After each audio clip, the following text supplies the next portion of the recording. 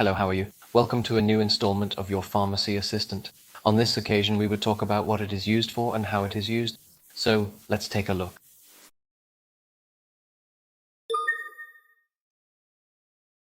Great. Naproxen sodium belongs to the family of nonsteroidal anti-inflammatory drugs, also known as NSAIDs. It's used to relieve pain, swelling, and fever. Do you have muscle pain, arthritis, or menstrual cramps?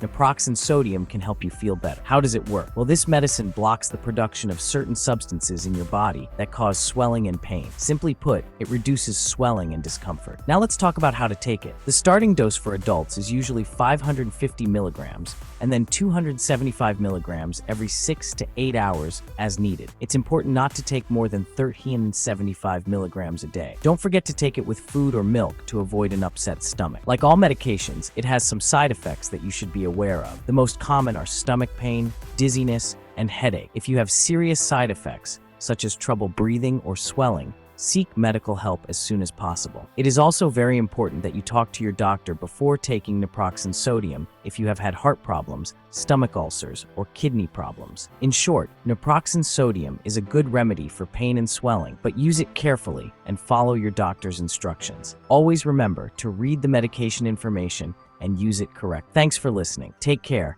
and see you soon. If you've made it this far, let us know in the comments why you're using this medicine.